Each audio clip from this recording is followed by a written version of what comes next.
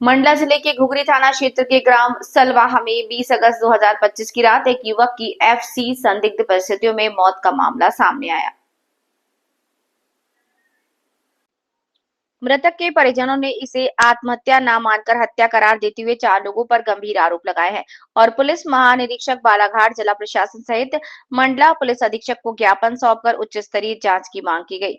आवेदक सालिकी राम साहू निवासी ग्राम भौदा ने अपने पत्र में बताया कि उनका 35 वर्षीय पुत्र नंद किशोर साहू ग्राम सलवाहा में अपनी ससुराल में रह रहा था। आरोप है कि 20 अगस्त की रात लगभग 8 बजे नंद किशोर ने अपने परिजनों को फोन पर जानकारी दी थी कि उस पर ससुराल पक्ष के लोग लगातार दबाव डाल रहे हैं और मारने की धमकी दे रहे हैं। कुछ समय बाद नंद किशोर का बेटा आकाश ने घर वालों को सूचना दी कि उसके पिता फांसी पर लटके हुए हैं।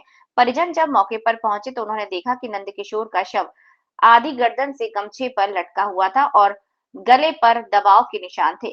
परिवार का आरोप है कि ये आत्महत्या का मामला नहीं बल्कि गला दबाकर हत्या कर फांसी का रूप देने की कोशिश की गई है। आवेदक ने मृतक की ससुराल पक्ष के 4 लोग गणेश साहू, शिक्षक, उनकी पत्नी कपूराबाई, दामाद दुर्गेश साहू और मनीष साहू पर प्रताड़ना और हत्या का आरोप लगाते हुए उनके खिलाफ आपराधिक प्रकरण दर्ज करने तथा पीड़ित परिवार को सुरक्षा मुहैया कराने की मांग की। पुलिस ने आवेदन प्राप्त कर जांच शुरू करने की बात कही है। मंडला से भुवनेश्वर केवट की रिपोर्ट। भैया किस तरह का ये पूरा मामला है? जी, मैं लाला राम साहू बात कर रहा हूँ। मेरा छोटा भाई नंदकिशोर साहू सलवाह में रहता था।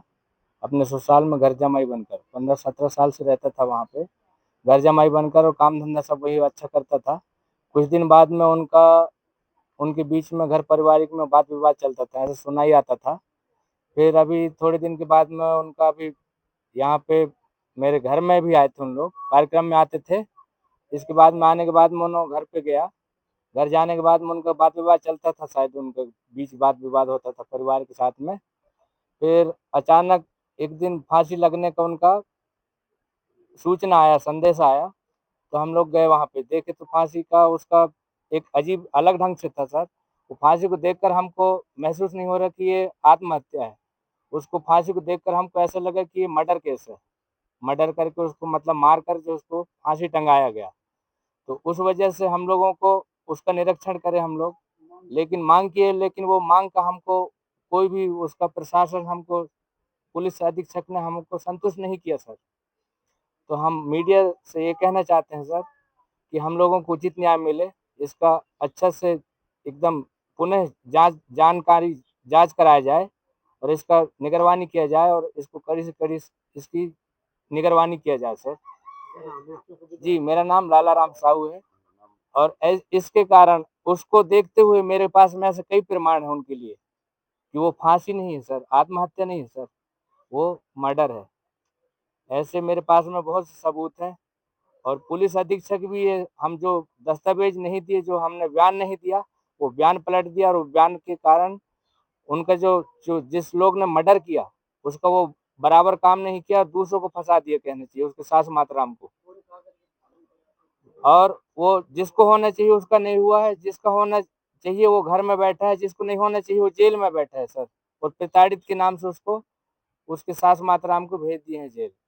तो ये कड़ी से कड़ी निगरानी किया जाए, पुनः जांच किया जाए सर। ये मैं मीडिया से निवेदन करना चाहता हूँ। धन्यवाद सर।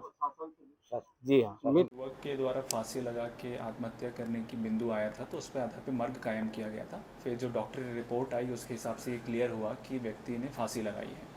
परिजनों ने शिकायत करी कि उसके जो वो लड़का है वो घरेलू दामाद बन के रहता था, तो उनके जो ससुराल वाले उनके खिलाफ शिकायत दर्ज करवाई और जो बयान लिए गए उसके आधार पर जो उसकी सासू हैं उनके खिलाफ आत्महत्या के लिए दुष्प्रेरित करने का केस दर्ज किया गया है। साथ ही इसमें जो युवक की मृत्यु हुई है उसके परिजनों द्वारा बताया गया है कि इसमें ना सिर्फ वो सासू बल्कि अन्य उसके ससुर और अन्य लोग भी जिम्मेदार हैं। और अपने ससुराल के विरुद्ध जो मृतक की पत्नी है उसने अपने ससुराल के लोगों के विरुद्ध भी शिकायत दर्ज करी है। इन सभी शिकायतों को सम्मिलित करके एसडीओपी बिछियापुर जांच के लिए दिया गया है। तो जो अभी तक अपराध दर्ज हुआ है उसके अतिरिक्त अगर कोई आरोपी निकल के आते हैं या फिर कोई और अपराध निकल के आता है तो उसके ऊपर वैधानिक कार्रवाई शीघ्र ही की जाएगी।